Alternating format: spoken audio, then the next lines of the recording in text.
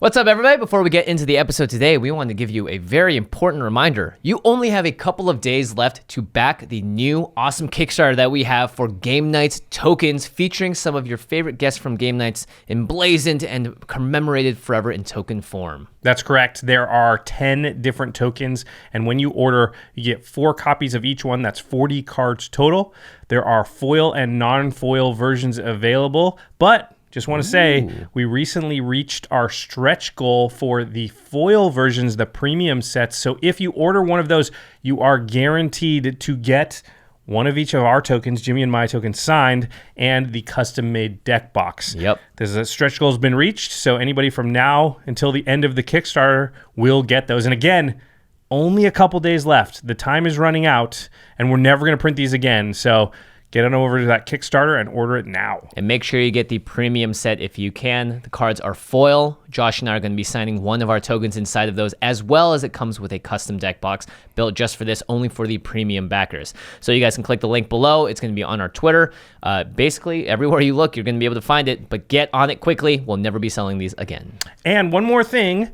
We are still doing the auditions for the next fan episode of Game Night. So if you want to be a guest on the show, if you want to get knighted, sit down with Jimmy and I and another unchosen guest at this moment and play a game of Commander in front of the world. You can do that. You just need to send in your audition, and you also have to be an active supporter of our Patreon.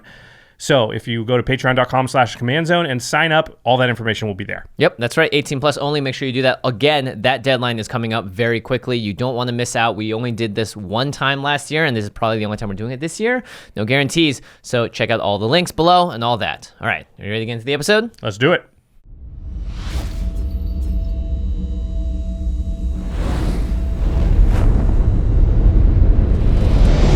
Greetings, humans. You have entered the Command Zone, your destination for all aspects of Elder Dragon Highlander.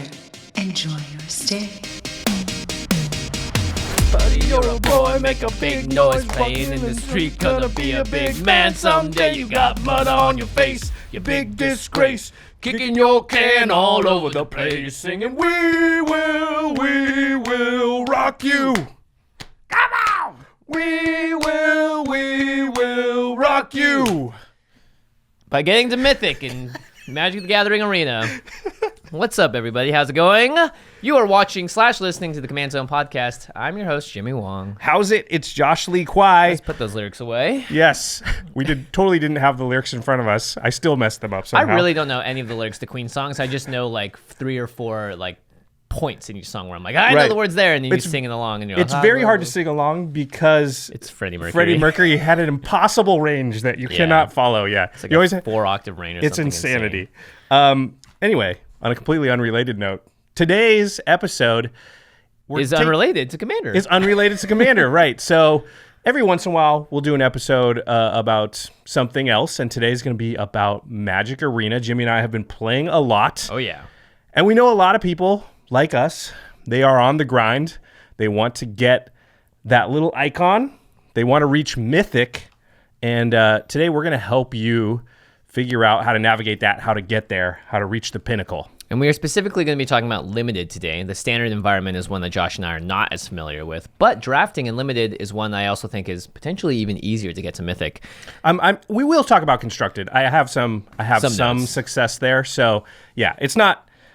We're going to go more in depth on Limited, but we will touch on Constructed because I think that is a way to get to Mythic, and it's not necessarily difficult. It's just time consuming. But if you are obsessed with playing cards in real life, you should check out cardkingdom.com/commandzone. That's our affiliate link for after you get your arena itch out of the way and want to sling some cardboard right then and there. Just head on over, use that link. You're going to buy Magic cards anyway, and you can support the show while doing so by just typing in a very easy URL. Yes, and Magic Arena. Nothing makes me want to play Magic in person more than playing that. It's great because you're at home and you're playing it, but then I'm like, man, I want to get everybody together and I want to play. Also, Our other sponsor is Ultra Pro. So once you get those cards at Card Kingdom, you're going to want to protect them. You're going to want to make sure that your battlefield's nice and awesome with cool playmats, dice, and things like that. And Ultra Pro is your best place to find all of that stuff. Big thanks to all of our sponsors. And big thanks to all of you out there who have joined our Patreon. Heck yeah. If you go to patreon.com/commandzone, you can contribute to our content directly. It really does keep the lights on around here and help us keep making our content. In fact, Josh is out of breath from making so much content. I'm out of breath from that. We Will Rock You still. It's hard to sing like that. Yeah. Usually we only do one verse or That's one a good chorus. point. Yeah. Sorry. We do call out one lucky patron every single episode, and this episode is dedicated to Anthony Kastranakis. Anthony, you rock. Knock, knock. We will rock you. Rock. Who's there? All right. Kastranakis. Is that a knock joke? It's not. It's just a combination of words that sounded similar. All right, let's move on to the main topic: how to get to Mythic. Now, there is a ladder ranking system in Magic the Gathering Arena. You can rank up. You start all the way down in Bronze, and you can get all the way up to Mythic. You're right. It goes Bronze, Silver, Gold, Platinum, Diamond, and then Mythic. It is a ladder system like many games have, where basically you need to win more than you lose, and you will eventually climb up to Mythic. Yep. If you have above a 50% win percentage in either Constructed or Limited, you will eventually get there. But how much better than 50% sort of determines how long that's going to take. Yeah, because you can't D-rank, Right. which is great. Well, you can't lose ranks. However, you can lose tiers within a rank. For example, if you're at Gold 3 and you lose a bunch of games in a row, then you can drop down to Gold Tier 4, but you'll never get dropped all the way down to Silver, though. Also, the way the ranking system works, when you actually reach the next rank, you're protected from going down a rank for like a few games, and then eventually you can. So you actually, I think, I might have even been wrong when I might have misspoke earlier. I think you can be slightly below 50% and still climb. Yeah. Because the times you're losing, if it's right after you gained a rank, you can't lose the rank immediately. Right. It's weird, but basically you want to be like, I don't know, 55% at least to have a decent chance. Really, if you're in the 60s, you're going to get to Mythic in a fairly short order. It's hard to keep that up once you start advancing in tiers, because once you're up in Platinum, you're playing against other Platinum players. They have, if it's harder. Constructed, they have all the cards. Like down in Bronze, like you're playing against a bunch of players that don't have a ton of the best cards. They're just making decks as best they can with what they've got. Anyway, so all of this is to say that a lot of you out there are like us, wanted to reach Mythic, and we're going to help you do that today. I do want to say, I think it's much easier to reach Mythic in Limited than it is in Constructed, as far as like, I think it takes a little less time. And restrictions as well. You know, to build a lot of the constructed decks, you need to have a lot of gems or, you know, ways to make the cards and get the wild cards. And sometimes the deck you make in Standard may rotate out, whereas in Limited, always a set price, always the same set when you're playing in Ranked. So I think for a lot of reasons, it's actually easier in Limited. Limited does cost either gold or gems to do, so there is some cost associated. We're not going to go through today how the economy works or how to best leverage that stuff. There's been, Limited Resources. They did an episode with Ryan Spain. Ryan Spain is sort of, I think his new moniker is Going Optimal, and he's talking about often how to sort of make the most out of your gems and gold, and I would definitely recommend checking out his stuff. And you can get gems back if you win enough, and if you have a high enough winner percentage, you're going to be able to essentially what people have said in Modo, go infinite, which is be able to continually play without ever having to lose gems. Sometimes you're even earning gems. And if you do your quests and everything, you can get enough gold and sort of keep it rolling. You can definitely keep it rolling. Yeah, you can at least make it a lot cheaper than it seems on the surface by just winning a decent amount. So, again, there's two ways to reach Mythic. There's two different Mythics, basically. There's Constructed and there's Limited. And like Jimmy said, we're going to focus a little more on Limited because we think it's a little bit easier path. But let's talk about Constructed really quick here. Yep.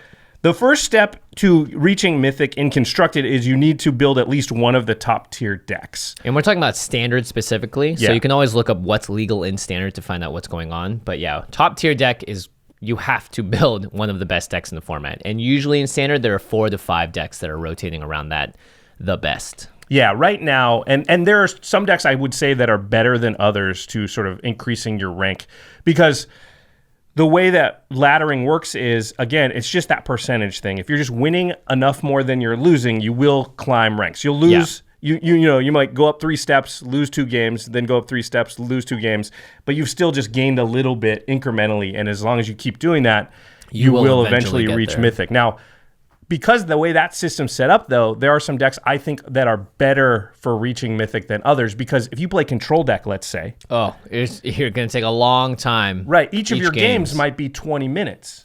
And if your win percentage with that control deck is, 58%, which is pretty good, it still might be better to build like a mono red deck that's a 55% win percentage, but all your games are 3 or 4 minutes. Yeah, and that's going to save you, over the course of an hour, you might be able to play 3 to 4 more games, literally. Right, which is a lot if you're just trying to eke out a couple more wins than losses over time. So I think the consensus sort of best decks to just get to Mythic are mono red aggro and mono blue. Similar to what Autumn Burchett just won the Mythic Championship with. Those are both cheap decks to build. They don't have a lot of Mythics and rares.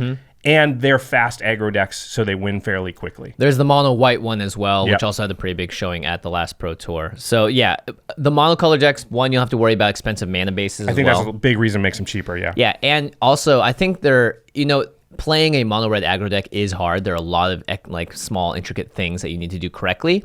But at its baseline, sometimes it's actually simpler to learn because it's like you should be attacking pretty much every turn. Right. You like the intricacies of how to get great at that deck, I think you'll learn as you ladder up. Yeah, I also think that it doesn't change a ton based on which deck you're facing, whereas a control deck will change more. You have to know more about your opponent's deck when you're playing control. That doesn't mean, like you said, I don't want to like disparage the aggro players. I think the difficulty level is about the same, but the big thing is time. If you have a mono red aggro deck, after 4 or 5 minutes, if you haven't won, you probably know if you even have a chance to. And a lot of times you're just like, nope, concede, go on to the next game. Yeah, totally. Just allows you to get maybe, 15 games in an hour rather than 3, which is a huge difference. Some good places to check for deck lists are on Twitter. There's a Twitter account called @ArenaDecklists. Pretty simple. And this is run by our buddy Jerry Thompson and the GAM Podcast. And they just aggregate all the deck lists from all the pros and friends of Jerry and stuff that are reaching Mythic and getting, maybe even into the high ranks of Mythic, and post them for you and just sort of retweet or repost that stuff. And it's just a great place to go to their profile, scroll down, and you can find decks that are getting people to Mythic. Because it's way harder to just brew your own from scratch. Yeah, I would not recommend that if you're trying to rank up. Now, I know Commander players, though, they think like, I'm going to build my deck and I'm going to, that's not how Standard works. Yeah, here's the thing about Standard. It is a format that gets quote-unquote solved very quickly because there's a limited number of cards and you have the best players in the game trying to figure out how to make the best decks for it. And then also like, okay, cool, now that this is the meta, what kind of control decks are going to be really good against it, etc. And so it's diverse, but at the same time, it's also contained inside a bit of a box. And sure, you can build some cool stuff, and maybe that'll help you out in the lower ranks to have more fun with it. But if you are serious about getting the Mythic, you need to build a deck that is known to be good because it's been tested and played by those people. There's no, and I know a lot of people hate net decking or whatever their preconceived notions about that are. It's a game, and it's a strategy game, and it's based on winning. So if you want to win, you're going to need to play the best decks. Yeah, if you want to get to Mythic, it's just going to be way easier. I'm not saying it would be impossible to brew your own out of nowhere. It's just much more difficult. And that doesn't mean you take their deck list and you make no changes. A lot of times, just because of card availability, I've been like, I have 90% of that deck, and I'm going to switch out these 3 cards just because that's what I have. Yeah. And that deck is like, okay, instead of a 57% win percentage, I went to like 56. It's fine. I'm not really going to notice that. So there is some amount of like brewing you can do, but I would say starting from a tier 1 deck is the way to go with Constructed. @ArenaDecklists on Twitter. Also, speaking of Jerry Thompson, he has a really great podcast. It's called the GAM Podcast. GAM? Yeah, there's no E in the word game. I don't know why they did that. It makes it harder to find, but Jerry, why'd you guys do that? Yeah, Jerry, come on, man. Put an E there so people can search you. But either way, if you look for them, I don't believe they're on iTunes, but I think they're on Stitcher. You can find them online if you just Google GAM, no E, podcast. They talk about Standard all the time. They're always, Jerry's a well-known deck builder, and so they're always talking about the current decks and the current meta and things like that. They're a great resource for you. MTG Goldfish is just a great website overall. If you're into like price tracking and stuff, it'll show you all that stuff, as well as going to aggregate deck lists, 5.0 deck lists from Magic Gathering Online, from the leagues there. They have like a tier system of what they think are the tiered decks in Arena. Currently they'll be like, these are the 5 top tier decks. These are tier 2. MTGA decks is another one. And also another way to just sort of get good information on the most current decks that are winning in Arena are to follow all the MPL players on Twitter. League. Yeah, so like Ben Stark and Turnwald, Seth Manfield, LSV, Seth Manfield, Paolo, yeah. I don't think LSV's an I don't think MPL LSV's player, in there, but he does play Standard occasionally. Yeah. So. But if you follow all the pros, and specifically the MPL people, because they are playing on Arena, they're streaming a lot because that's part of their contract, they are going to often post the deck list that they're currently playing. And trust me, if Huey Jensen's playing a deck it's probably really good and you should be playing it. You probably can win with it. And also on Twitch now, you can even highlight over the cards and it'll show you what the cards are. So, I mean, honestly, this is not to be understated. One of the best ways to get better at Magic is watching people that are brilliant at it play it. That's true. You can learn a lot. Not just, hey, what deck should I play, but how should I play that deck? How should I play it? How should I play it against certain matchups? And a lot of times the players will answer questions as well as just walk through, hey, I'm going to do this here instead of this. I've been watching a lot of Owen Turnwald's streams because of that. Owen's way funnier than everybody thinks, too. His stream is great. Owen, yeah, it's great. I love the bravado, and it's very entertaining, but he also does a great job walking through his plays and being like, oh, I should have done this here, and then I could have X, Y, and Z. And even me as like a person that's played Magic for a while has a hard time catching up and keeping up with what they're saying sometimes, but I always feel like I glean some information. You know, it's the same reason that like when I play League of Legends, I'll watch a League of Legends stream or I'll watch LCS because you either watch and hear the commentary about why they're doing certain things, and it just gives you more, it's like reading a book. You're going to get better at something if you spend more time immersed in that world. So step one is behind you now. You've built a tier 1 deck, or maybe a couple, depending on what your collection looks like. Or if you've just started out, you've seen which tier 1 deck you want to build towards, and you have the base layer of it, right? Yeah, that's a really good point. You're in bronze. You don't have to have all the cards for the tier 1 deck right now. Just build a close approximation of it, and as you win games while you're ranking up, you'll get gold, you'll get complete packs, quests, you get packs. and then you can turn that into more cards, and you know, like, this is the deck I'm trying to build, so you're not wasting your wild cards on, like, 5 different decks and not building one good one. Totally. Okay, so you've built a tier 1 deck or two, and you're starting to rank up. Step 2 is you have to play a lot of games. It's a numbers game, and this can be daunting for people who haven't sort of participated in a ladder system before. It's a grind, ladies and gentlemen, and there's no other way around that. It's really common to sort of hit a wall somewhere around like mid-platinum, so you move at a pretty brisk pace, and then you get into platinum somewhere, and most players, I would say, start to hit a plateau they feel like where, man, I got through bronze, silver, and gold. It slowed down a little, but I was still moving at a brisk pace. I got to platinum, basically no problem, and all of a sudden in platinum, you're like, I feel like I'm not moving. I'm winning 2 games, then losing 2 games. I'm winning 3 games, then losing 3 games. Mm-hmm. You know, I'm losing 4 in a row sometimes and getting really discouraged. And it doesn't feel like I'm not going from like platinum 4 to platinum 3 to platinum 2. Like I'm not ranking through that system. That is just normal in ladder systems. Yeah. It's how they work. Imagine it's a mountain that when it's bronze, it's pretty low elevation, not that steep of a hill, and the higher you get, the harder it is to literally to climb. And as you get towards the more experienced players, which are going to be up towards those top ranks, you're going to naturally have sort of a tendency towards your win percentage isn't 75% anymore. So you were actually skewed early on thinking that you were just making your way through a lot of new players and people that don't have a lot of cards, and now you reached a place where like people are more even to you. That doesn't mean you're bad or you can't get through it. It just means it's going to take a little bit more doing than it seemed like when you started out. There's a tendency at this point, I think, to sort of flip-flop around a bunch of decks, think like, oh, I can just find the perfect deck that'll get me back to my bronze and silver win rate. Nope. Yeah, no. If you have a tier 1 deck, and like we said, they're pretty well established if it's on the Arena deck list or somebody's recently reached Mythic with it, if MTG Goldfish says this is one of the tier 1 decks, that is going to be fine, and it's going to have probably the same chance within a couple of percentage points to get you through this that anything is. So you waste time a lot of times in Platinum, and I think a lot of players get stuck there because they just flip-flop around from decks. They start like, oh, I'm going to work towards building this other deck because I feel like the deck I have is just quote-unquote bad against the Mythic. Yeah. Where really, if you would just sit there, play more games, eke out your 4 or 5% advantage, and continue through, you could get out. And honestly, it gets a little easier once you get into like mid to high diamond. That last little bit of the slog does get easier. But I found that like platinum and early diamond is like a real slog, and you just kind of got to put your head down and get through it. Yeah, and a lot of times, let's say you do notice an actual trend, which is like, I'm playing against a lot of decks that have this in it. You know, it's in the best of one format. You're going to want to maybe alter your deck a little bit, but don't like make massive overhauls. I've seen a lot of people play like flavorful, like fun ofs, one of cards that are very good against the meta. For instance, it could be as easy as like, I need some kind of enchantment removal because it's just too hard for me to beat this one card. I keep seeing it come up over and over again.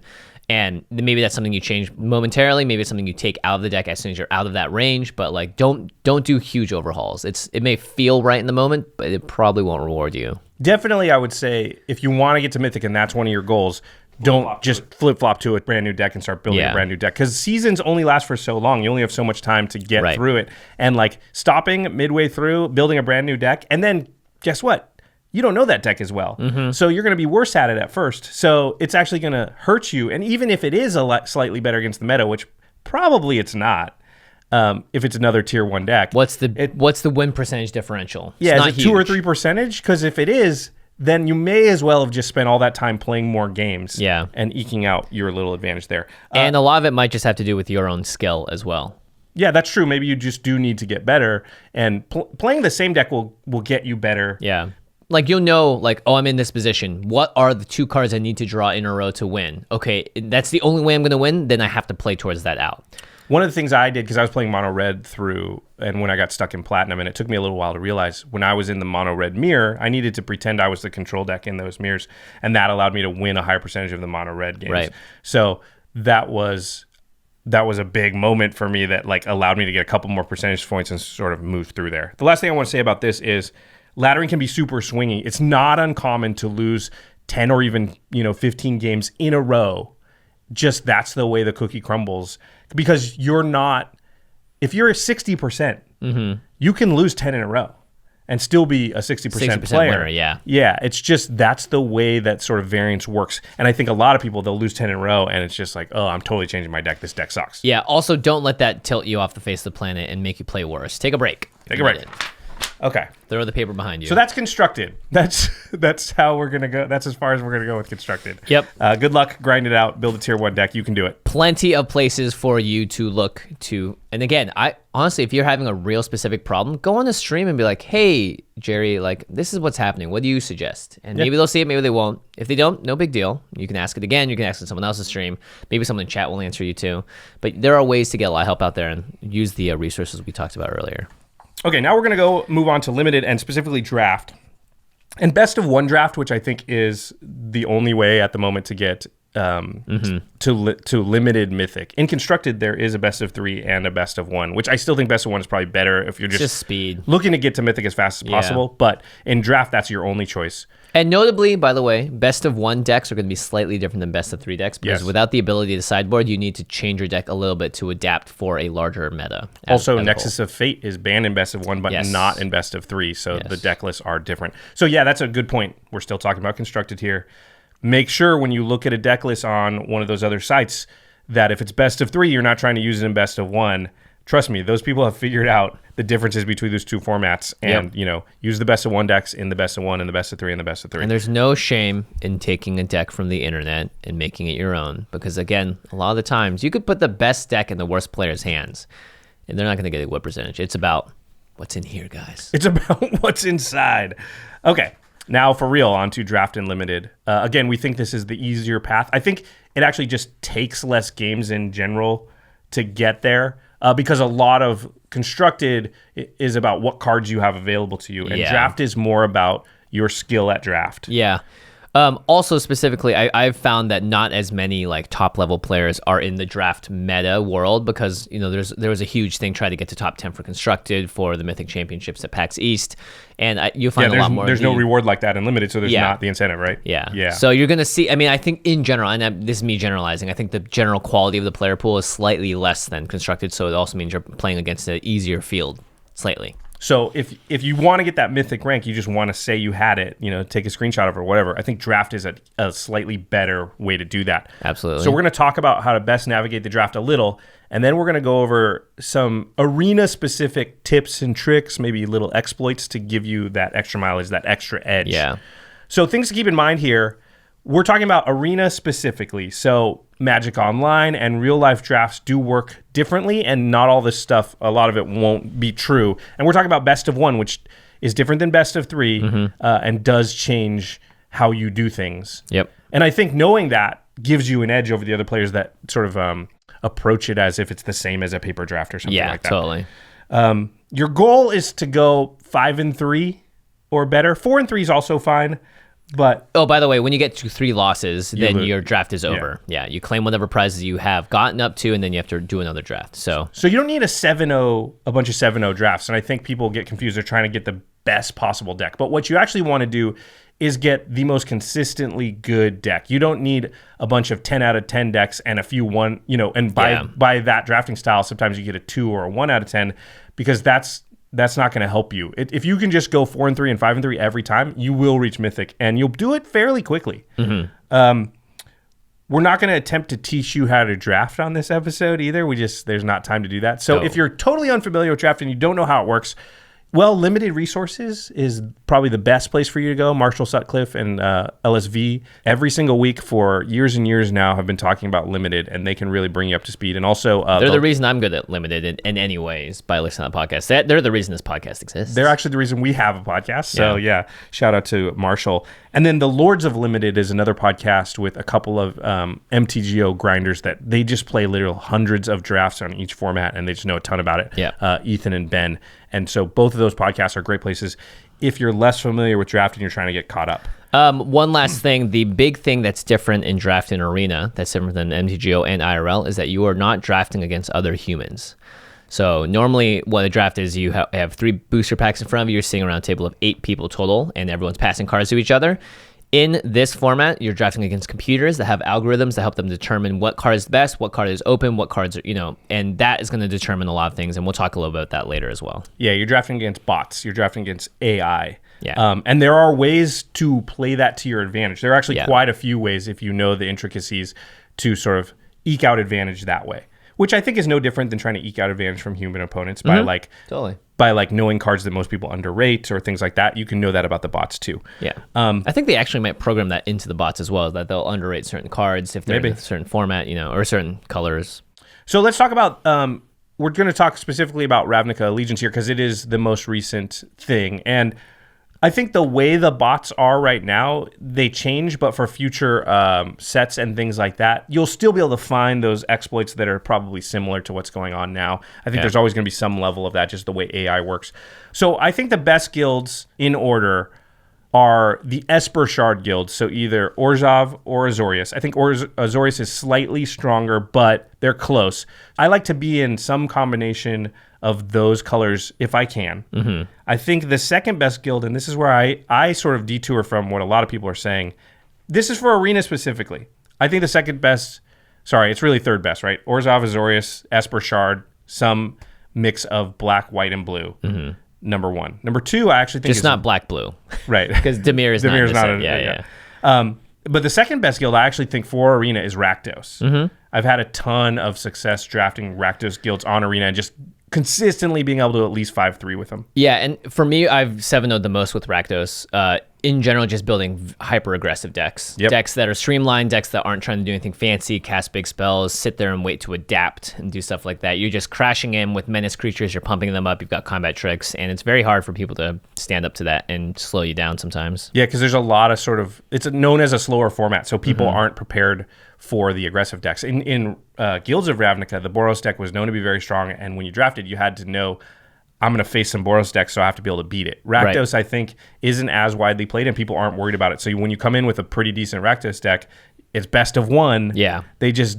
don't have time to adjust to it, and you can get a lot of wins. And notably, Rakdos shares black with Orzhov, and there are a lot of very quality black cards out there, especially removal. Yeah, I think black is the best color in the set, basically. Yeah. I find myself first picking black cards more often than not. That's probably why we both end up in Rakdos, is because you're like, oh, I'm going to take a black card, because I can go into Orzhov or Rakdos. Both are good. Or I can even sort of switch into Azorius and splash the black card. So, because I can be in that Esper Shard. So that just gives you a lot of leeway. I think Simic is, in paper, I think most people think Simic's like the second or third best guild.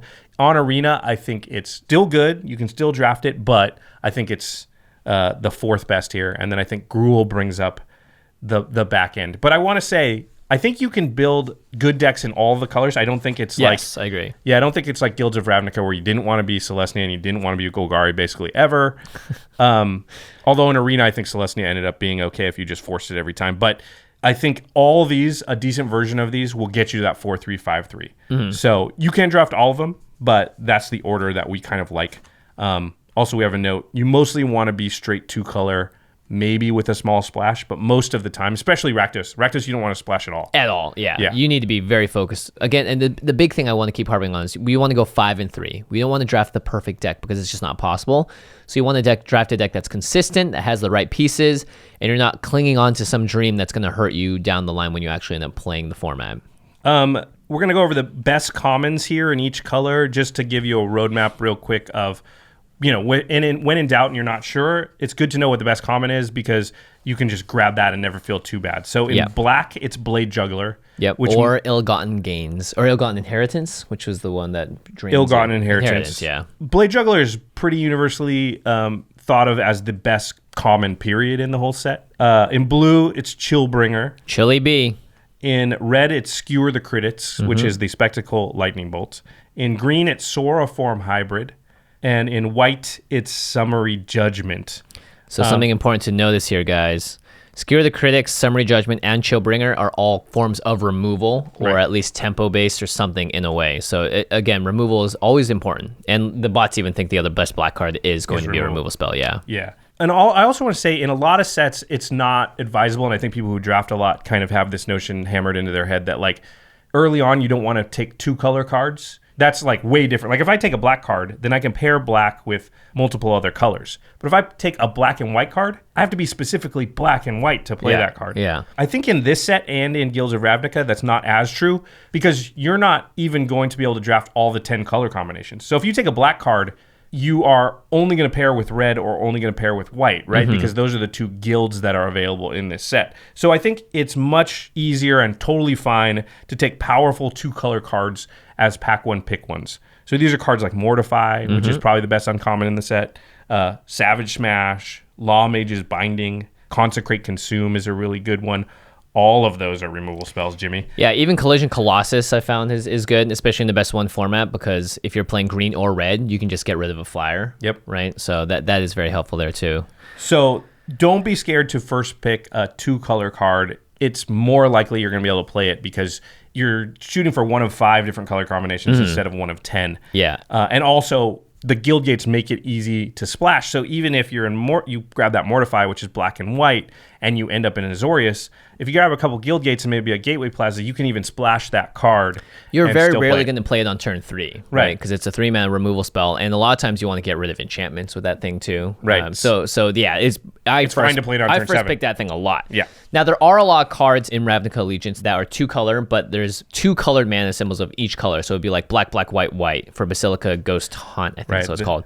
Or red, black, black. Cards, as we call them, yeah. Those you want to avoid taking first because Frilled Mystic is another one. They're incredibly hard to play if you're trying to splash it, and I would never recommend doing that. And doing so really locks you into that color. And if those colors don't happen to be open down the line, then you're going to find yourself in a really bad position. Yeah, that's a really good point. Is those CCD cards, double blue, double green, is way you can't splash it basically. You have to be in Simic to play Frilled Mystic. Also, looking at all those cards, there are oftentimes a lot of cards that are just one of those 2 colors that are actually better. Right. In a lot of ways, and easier to cast. Right. Easier to those splash cards are great if you're like, oh, I'm in Orzhov, and now it comes around 5th or 6th pick. Then they're awesome. All those cards are very strong. But, and now that no one else is in Orzhov too, which is important. But I wouldn't want to first pick any of them. Yeah. Unless the pack was horrible. Yeah. Yeah, that's a really good note.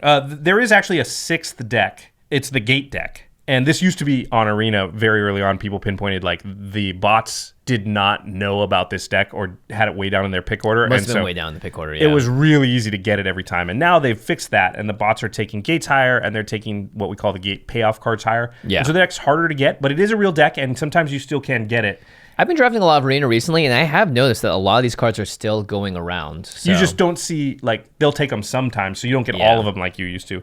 So the gate payoff cards are the big ones. This is Gatebreaker Ram, which is the green 2/2 that gets +1/+1 for every gate you have, and then eventually gets Trample and Vigilance. If you have 2 gates, it's a 4/4 Trample Vigilance for 3 mana. And if that you go just gate, keeps going up. Gatebreaker Ram, it's a 4/4. Then you play your gate on turn 4. It's a 5/5 Vigilance Trample attacking. It's very hard to get rid of, and that thing will take over games, but not as much as Gate Colossus. Gate Colossus, I think, potentially the best card in the entire set. It's good in non-gate decks. If you have 1 gate in your deck, I would still play Gate. If you had no gates in your deck, I would still play Gate Colossus. I would think about it because, so Gate Colossus is an 8/8 For 8. But it costs 1 less for each gate you have. So you can potentially play it for like 4 and 5. Yeah, but the thing people overlook that I think is the biggest thing. The nuttiest part about this card. Well, there's 2 things, but I think the nuttiest is that you cannot block it with creatures power 2 or less. So it's like an unblockable 8/8 because there are tons of power 2 or less. In fact, all of Azorius and Orzhov, which are the best 2 guilds, can't block the card, basically. Very rarely can they block this card.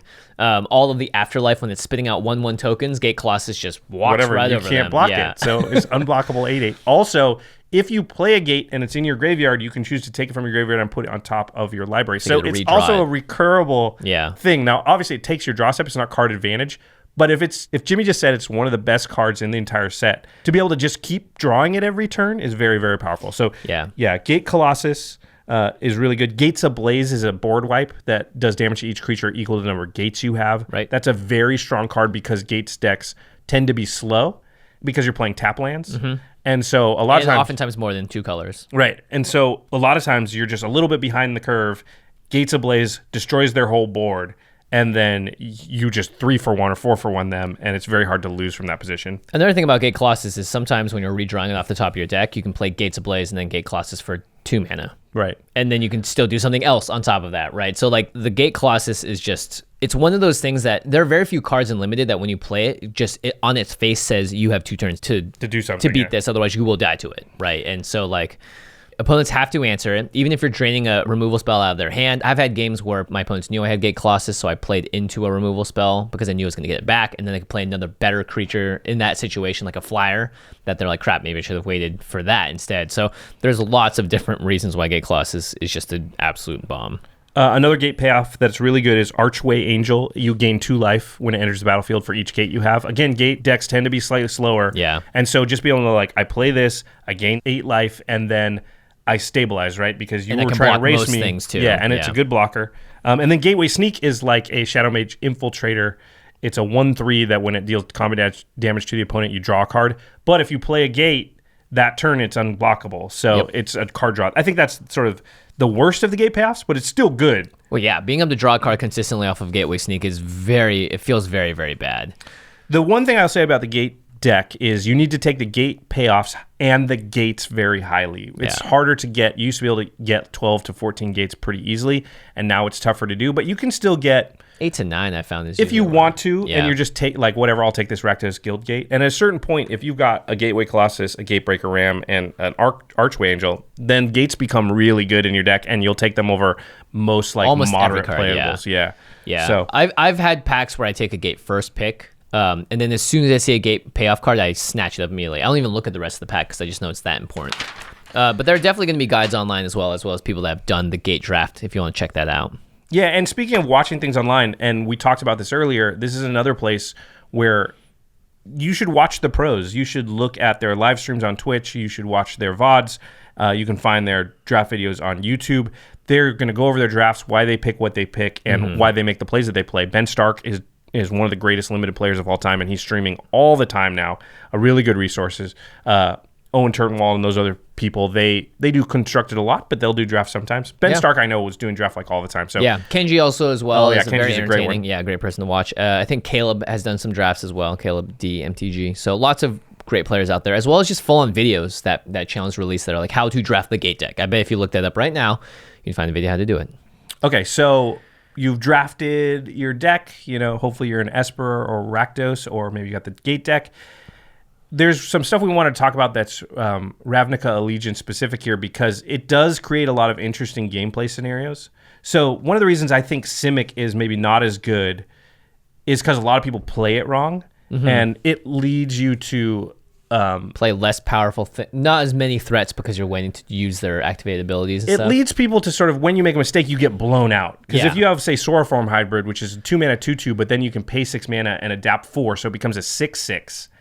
A lot of players get into a situation where, I'll bait them into adapting so that I can then destroy it at instant speed, and they basically time walk themselves. If you Final Payment, or you Arrester's Admonition, which is the bounce spell, or you Titanic Mortify. There's a whole bunch of ways to get blown out. Watch out when you're playing Simic. Know when to adapt. Know when they have mana open. a lot of times, if they have mana open, it's not correct to adapt because that'll lose you the game right there. Yeah. I spent 6 mana, they destroy my creature, and now they basically took an extra turn. They just cast Nexus of Fate, a very powerful card. Yeah, exactly. In general, you want to develop your board out and not be afraid to trade away some adapt creatures as well. Just because it can become something bigger later on doesn't mean you should be like playing to that specifically. Yeah, I see that mistake constantly. People draft good Simic decks that are probably better than my decks, but I still win the game because they stick their neck out a little too far with adapt at the wrong moment. It only takes 1 or 2 instances of that happening, just oftentimes 1 for the game to be thrown away. Yep. When to trade off your afterlife creatures or when to trade off with your opponent's afterlife creatures. I see a lot of players incorrectly not blocking and trading with afterlife creatures and just letting the thing deal like 8 damage to them because they are like, I don't want you to have the 1/1/1 flyer. Yeah. Or like, I can't deal with that 1/1 flyer right now, but it's like, well, no, that's not the way to think about it. Yeah. Do I want to look at your hand. How long is it going to take you to deal with the 2/1? If you have a 2/3 in your hand, fine, don't block it because next turn I'm going to play the 2/3 and that blanks the 2/1 and I at least can block it for free now.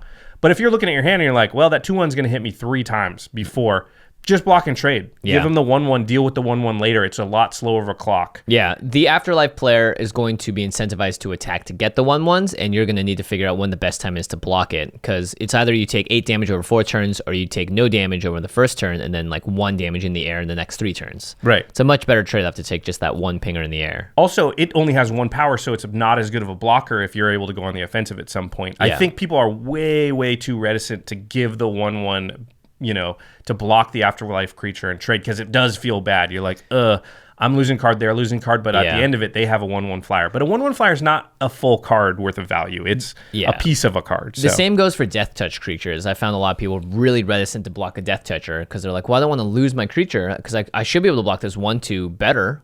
But it's like, no, you like, for instance, there's a card that you play black and it gets death touch. I've just swung in for free with that thing hundreds of times now, I feel like, and people haven't blocked it, even with creatures that could easily block it and not like a 2/2, because they just don't want to trade off a better creature for what they see as lower. But what you're doing is you're forcing me to use the black mana. You might be slowing me down a little bit.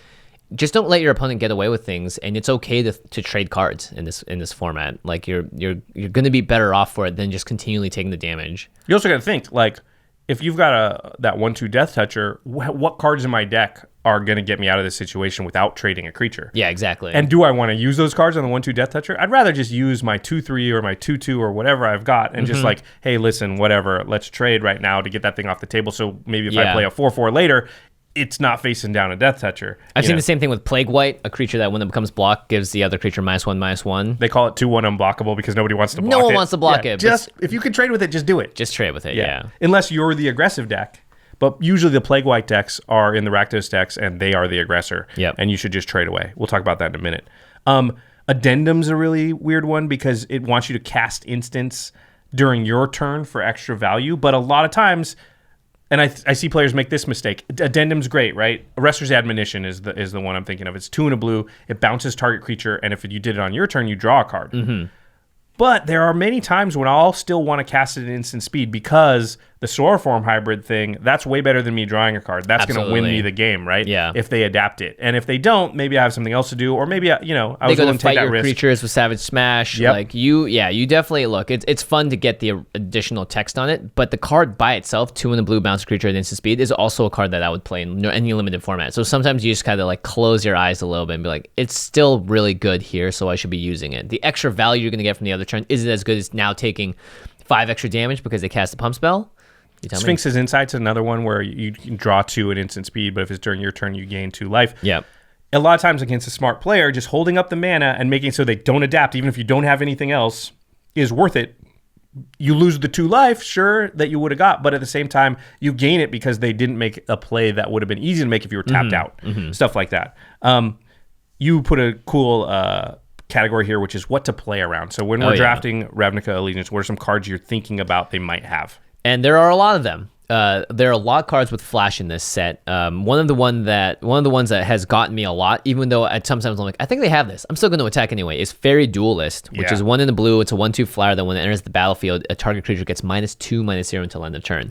So this thing will come down when you think you're swinging with an awesome attack. It's going to come down, it's going to make a creature smaller, and then all of a sudden they can double block it, not trade anything, and kill your creature. Really good against those Death Touchers. Huge swing, right? And they, this set is built really well because they have cards like this that can interact with the Death Touchers and the other things.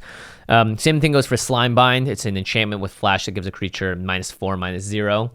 So honestly, a lot of times, if you don't want to lose a creature and you think your opponent might have it, what is the extra 1, 2, 3 damage you're going to deal there, as opposed to just losing a card outright? So I would just be careful. Always play around stuff. Frilled Mystic. It's a creature that can counter you. It's a green, blue creature. That one's really easy to predict if it's coming up, because if they just leave 4-man open, have a ton of cards in hand, what else do they have if nothing to play there? Yeah, that's another place where I'd be like, oh, I'm going to hold my Sphinx's Insight then. Mm-hmm. And yeah, I'd rather have the 2 life, but I'm not going to play into Frilled Mystics. I'm going to pass the turn, and if they do nothing, great. They just wasted their whole turn. Maybe they'll just flash it in to get a 3/2 onto the board, in which case now I can cast my Sphinx's Insight and get it through. Yeah, and a lot of times too, you want them to cast something and just get minimal advantage out of it. Because sure, they'll cast a Slimebind or a creature, but they're going to cast it anyway.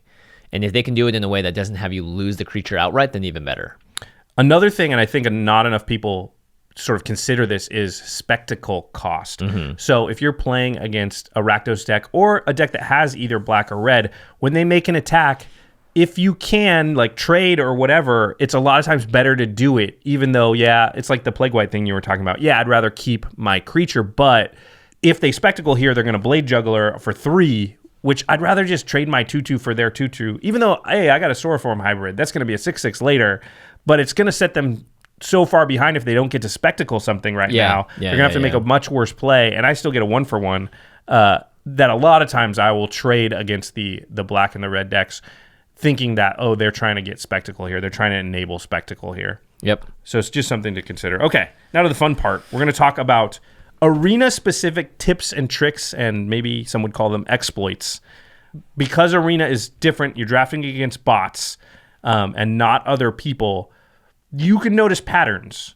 There are cards that the bots are underrating, and they're going to do that on a consistent basis. So if I sit down with 7 human beings, even if I know Jimmy likes this card or doesn't like this card, a lot of things, color or whatever, right, but I don't know, Jimmy might have first picked a rare in the color, even though I know Jimmy underrates Blade Juggler or whatever. Well, I don't know that he took a Spawn of Mayhem first pick, and now Blade Juggler is looking pretty great to him. Yeah, but the bots don't really work that way. It seems as if they just have a predetermined pick order, and they just go down it. And I don't even think they're building comprehensive decks. I don't think the bots are if you looked at the decks that the bots drafted at the end. Yeah. No, I don't even think they'd be playable. I don't think they've got a green-blue deck. I think what it is okay, open the pack, find the best card in the pack in terms of pick order, take it. Yep. And then next pack, is there a color that matches that? And what's the pick order of that best I don't even color? know if they do the color matching thing. I think they have to some degree. Otherwise, you wouldn't get any signals ever. You don't. I do get a lot of signals. I don't think you do. I think that a lot of times late in the pack, you'll see Blade Juggler, per se, and it doesn't mean that black's open. It doesn't mean anything. I think I'm not sure exactly how they do it, and this is something that no one will ever be able to fully figure out, because it's something that the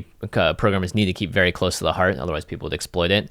But yeah, I feel like there is some pick order that is preferential on color, because certain cards where I'm like, this card, I don't think anyone at the table is drafting it, they'll still take based on, I think someone's in this thing to my left, then they'll definitely take a blue green card if they happen to be blue green. I feel like. Yeah, I disagree. I think you see less rares get passed, and I think that's one of the reasons they do it. It's because drafting could otherwise be a really good way to sort of scam the system a little bit and get more rares.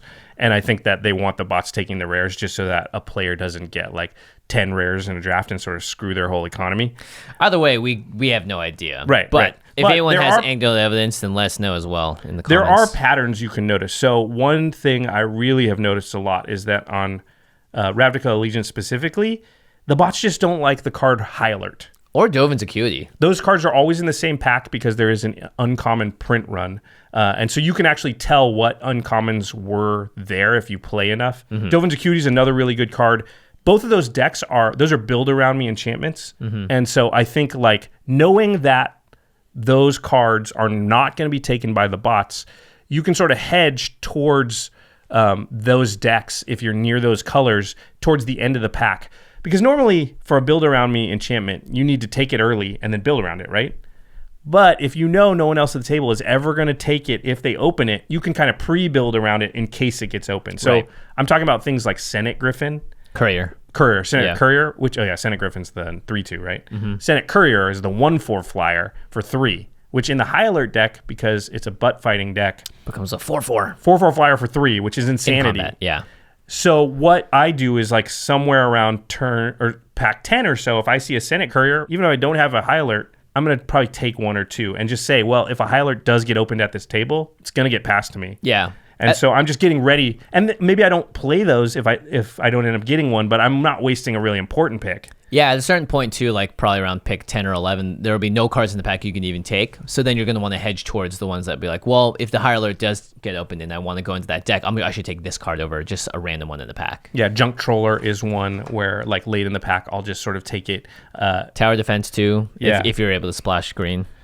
Goblin Gathering is another card that that the bots never take, and I think this is actually the reason that the Rakdos decks I've had so much success with them. A lot of my best decks have been decks with 6 to 7 Goblin Gatherings in them. Whoa, I've never seen 6 to 7 in any draft. I saw 10 from somebody online the other day. Like, yeah, the bots just will not take Goblin Gathering basically, and so if around 10, 11, I can grab one, and maybe I saw one go by earlier, and I'm pretty sure it's going to come back. If I have 2 coming out of pack 1, and I'm in Rakdos, now I'm going to start taking Burn Brights and Cavalcade of Calamities, because if you get to 4 Goblin Gatherings, the format just doesn't have great answers for it. There's basically Cry of the Carnarium, which nobody plays. And Ethereal Absolution. Well, we're going to talk about Ethereal Absolution. You can't play around that card. I've lost so many times that card. That card's brutal.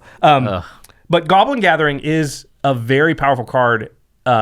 In paper, I think less so because people will just kind of hate draft it later on. Just like, if I get one of these out of here, then anybody who's drafting that is just one less. But the bots won't do that. And so if you go like turn 3 Goblin Gathering, turn 4 Goblin Gathering, you don't even have to go turn 5 Goblin Gathering. A lot of times you can just swing on turn 5 and then Burn Bright and just win right there. I've won a ton of games. Or put them to like 2 life where they basically have no way to win. I had a game the other day where someone thought collapsed me, milled 3 Goblin Gatherings. And then I cast it on my turn 3. You get like what? And I got like 5 goblins. Yeah, that's and then hilarious. I burned bright the next turn and won. And they were like, "What the heck?" Wow, rigged. Sword Form Hybrid. We talked about this a lot already. 1 in the green, 2/2. You can adapt forward to make it a 6/6. It goes late, always super late. And like just a 2/2 for 2 is one of the most important cards in the limited deck. I think just to have something to play on those early turns. And this is one of the best upsides for a 2/2 for 2 that you can find out there. It turns into a 6/6. It's the best common in green, and you'll often see it like 12th, 13th pick. Yeah. So that's a card where I would try and, like, I've heard very good players, I think somebody from Lords of Limited said, oh yeah, if I could get 23 Soroform hybrids and 17 forests, I would run that deck. And I think that deck would be awesome. Yeah. Because I'm just going to curve totally out and then turn all my creatures into big creatures, and what are you going to do about it? Yeah, totally. So that's a card that goes super late. Okay. So those are cards I would look for and sort of ways I would steer. Dovin's Acuity is another one you mentioned where, like, I might take some instants late, although the good ones tend to not go late, so it's harder to build towards Dovin's Acuity. But like grabbing the Junk Trollers and the Senate Couriers and maybe the Concordia Pegasuses and stuff super late in the first pack, just leave yourself open to high alert, I think is pretty powerful. And you see a lot of high alert decks on the ladder once you get to like 3-0 or so. Okay. Yeah. This is a good tip you had that I didn't even think about. Yep. Don't be afraid to just get out of there. Let's say you draft an absolute pile of a deck. It's just not good. You know it's not good. There's colors everywhere. You have really bad cards you're playing. You don't need to play that deck. You don't need to risk losing more rank, right? Sure, maybe you want to run one with it to see if it is as bad as you thought it was.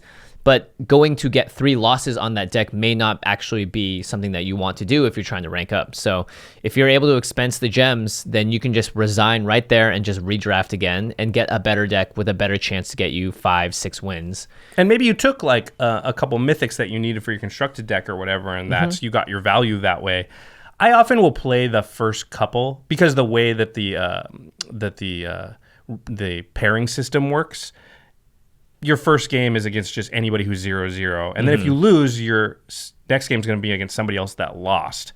And if you lose 2, you're going to be against somebody else that lost twice. And you have a really good chance to win that game. But if I know I have a really bad deck somewhere around 2-2 or 3-2, I would probably think about, and I actually did this, I think only once when I was trying to get to Mythic the first time, because you had mentioned it. I was like, oh, that's smart. And I was like, yep, this deck sucks. I'm very likely to lose my next game. I'm just going to resign, go into a new draft, and I'm not going to give up the loss in rank. Yeah, and like, let's say it was the difference between going 2-2 and 3-2. Like, how many more gems are you going to win, as opposed to if you're really trying to grind to Mythic, then just do that. Right. If you're worried about value and stuff like that, then play it all the way out, of course. Okay, here's something that I started doing, and it's best of one. You can't sideboard, right? Mm-hmm. Well, you kind of can. Oh, you can edit your deck at any time. Yes. So in between games, you can, quote unquote, sideboard. Now, you're not sideboarding against the known, right? You're not sideboarding against the player I just played. However, as you win more games, you start to notice things. So like I said, high alert decks tend to be very good decks in this format because of the way the bots operate. And so as I start to get up towards 4 wins, 5 wins, I start to see more high alert decks. Yep. In which case, I'm much more likely to side in enchantment removal.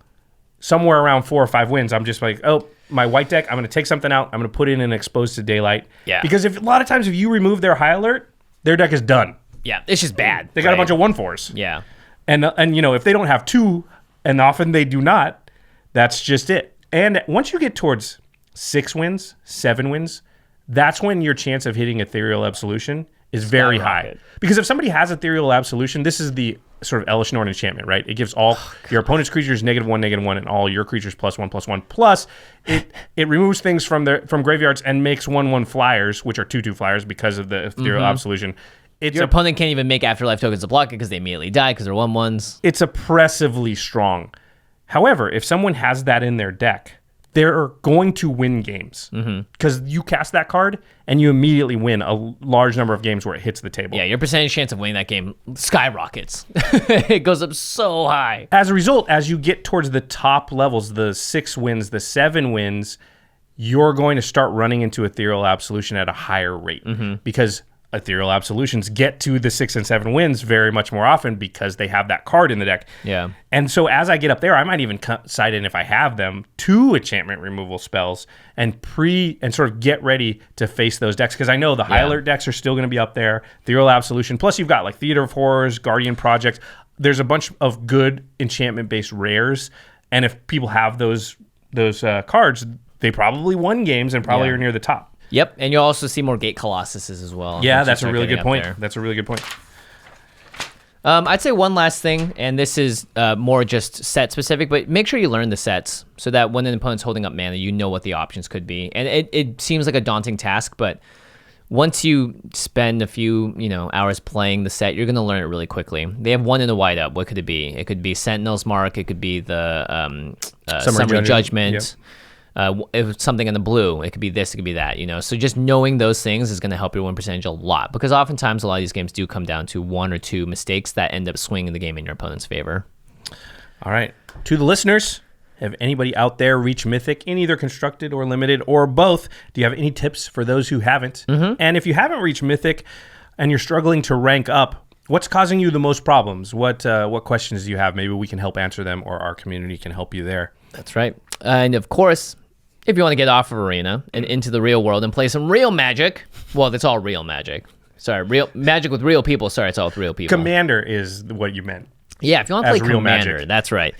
Make sure you head on over to cardkingdom.com/commandzone. That's our affiliate link. All you do is type it in, cardkingdom.com/commandzone. The easiest thing in the world to do. You don't need to enter any passwords, anything special. Once you do that, you're on the site. You're using our affiliate link. Shop away, buy whatever your heart desires and wallet can afford. Yep, and you'll definitely be supporting all of our content. Another one of our sponsors is Ultra Pro. They make the awesome Eclipse sleeves. They have the Relic tokens. They make sweet play mats. They have dice and deck boxes. Anything you need for your real-life cardboard Magic cards, Ultra Pro has it. And again, by supporting our sponsors, you are supporting us. Okay, now it's time for the end step. I'm looking at this in shock as if I forgot it was going to be here. I think I know what I want to talk about. Good. Where we talk about something cool outside the world of Magic, Jimmy, bail us out. It comes out tomorrow. It's a movie. It's highly anticipated.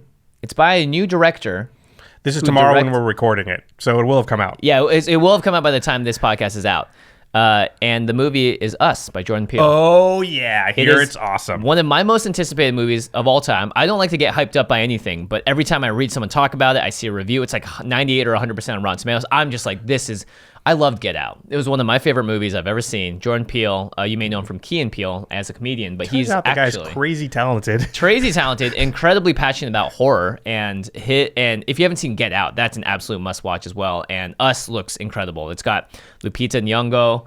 It's got Winston Duke, who played one of the leaders in Black Panther. A great cast. The movie looks incredible. It looks freaky. It looks freaky. Yeah. But I had one of my favorite experiences about seeing Get Out in theaters was it felt like a very interactive experience because everyone was screaming and like laughing. That's the great thing about horror movies in the theater, I think, yeah. And these movies, especially by Jordan Peele, I think have a very extra bit of like, this is really special what this is. There's this thing that happens when you live in and around LA and you work in the biz, as we say. Mm-hmm. There's certain movies will kind of create a buzz and you'll hear people sort of talking about it. And Us is one of those movies that the down low, the sort of chit chat, the scuttlebutt, as they say around town, is that it's very, very good. So I'm excited to watch it. Maybe I'm going to have to go with you, though, because Elle will not watch a horror movie. What? And specifically that one, we saw the trailer, and she was like, oh, hell no. That one looks freaky. Lupita Nyong'o looks like so freaky. She's sitting there, all of that looks freaky. So can I come along? Yeah, absolutely. Okay, great, We'll have an office trip. All right, I know a lot of people here want to watch it, too. Maybe we can get our good friends Alex Kessler and Ben Bateman to watch as well. They host our sister podcast, The Masters of Modern. They talk about the modern format and all things competitive Magic. They're very excited because Modern Horizons is, on the horizon. It is on the horizon. And they're talking about that nonstop. So if you are interested in Modern, or you're going to maybe jump into it now that there's going to be a big explosive... There's a big upheaval in the format. Yeah, it's going to be pretty cool, I'm sure. We're calling it now upheaval. Is upheaval... is it legal in Modern? Maybe. I don't even know if it's from a set that's legal in Modern, because we don't know Modern. Alice and Ben do. And if you want to know about Modern, then go over to the Masters of Modern podcast. You can find them on Twitter at the MMcast or right next to us at collected.company. Our editor for the show is Josh Murphy. Are you looking up upheaval? Oh, yeah, I am. It came out on Odyssey, so no, I don't think it is. All right, well, you heard it here first. They're going to reprint upheaval in just because we use that word. Sorry. Yeah, perfect. Our editor is Josh Murphy. Murph. Or maybe Ashlyn Rose.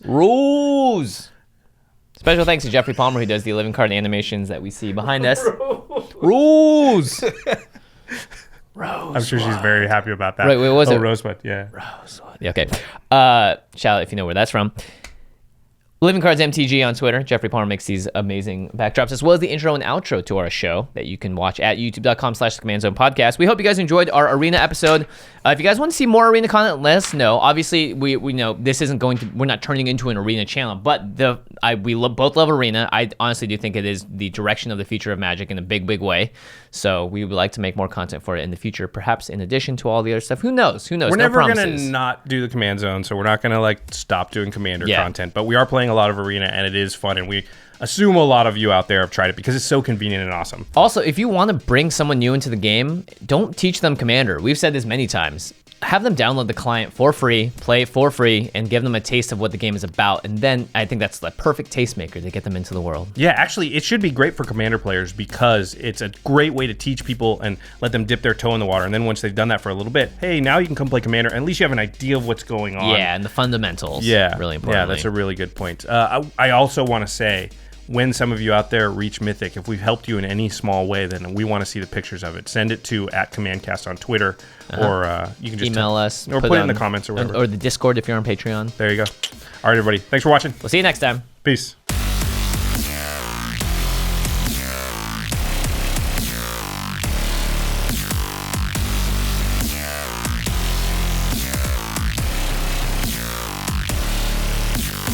Thank you for your attention.